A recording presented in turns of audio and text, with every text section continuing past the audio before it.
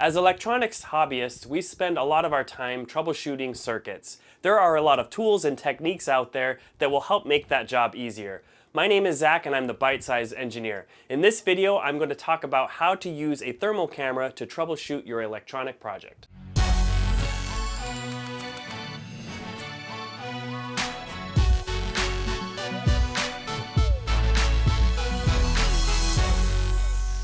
In this video, I'm going to be using the FLIR 1 Pro, but the information I discuss will apply to all thermal cameras. If you've never used a thermal camera, they're actually a really interesting piece of technology. They work very similar to regular cameras, but instead of capturing visible light, they capture infrared energy. All objects emit infrared energy. It's sometimes called a heat signature. The optical system in a thermal camera focuses infrared energy onto a sensor array. When the infrared energy reaches the sensor, it converts it into electrical signals and passes it on to a processor. The processor will then map that information into colors that we can see and put it on a display. Many thermal cameras will also include a visible camera that captures information alongside the thermal image data.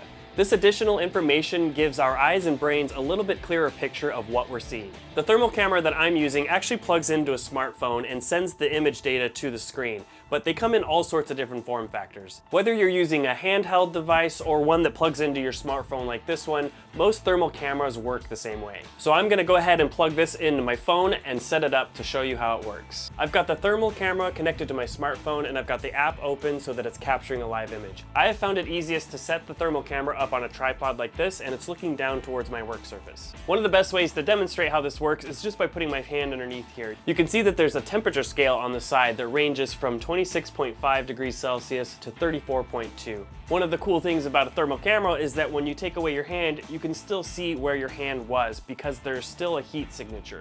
Most thermal cameras will have a little hot spot and a cold spot indicator that will show you where on the screen is the hottest point and where is the coldest point.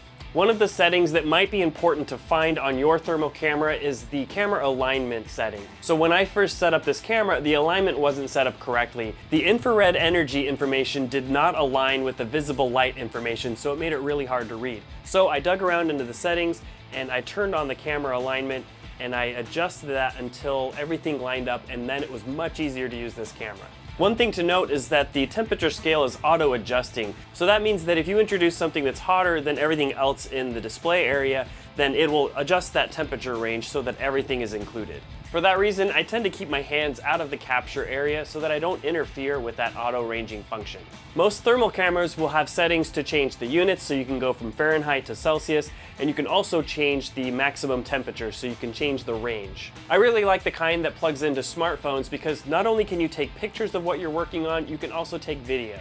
Enough about how thermal cameras work, let's get to the reason you clicked on this video. How can you use one of these to troubleshoot your electronics project? I've got an Arduino board here that is not working, so I'm going to put it under the thermal camera to see what we can find out. As I plug in the Arduino board, I'm looking for any components that start to heat up, and I can notice immediately that the voltage regulator is starting to heat up more than it should.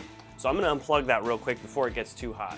Thermal cameras can be used to find problems on circuit boards by detecting the hot spots. When a component on a PCB is not functioning properly, it can often generate heat as a result of increased resistance. It can be really hard to detect that problem just with your eyes because you can't always see which parts are heating up. The thermal camera does a really good job of making that hot spot very visible. The opposite can also be true. Sometimes you might be expecting a part to generate a little bit of heat, but it's not, and that could also be a problem. Depending on the issue, it may take several minutes for that hot spot to show up, while other times that component gets so hot you can't even touch it almost immediately. Once you've identified which part of the circuit board is heating up, that will narrow down your search to find the component that's the problem.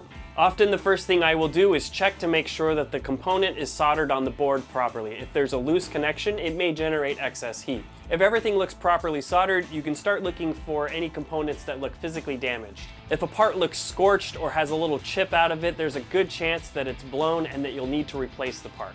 I'm looking closer at that voltage regulator and I can see that it's physically damaged. That's a good indication that that's where the problem is. The next step will be to take this over to my rework station and remove that voltage regulator. I have a replacement part, so I'll go ahead and put one of those on. Now that I've got that voltage regulator replaced, I'm going to plug the board back in to see if there's still any problems.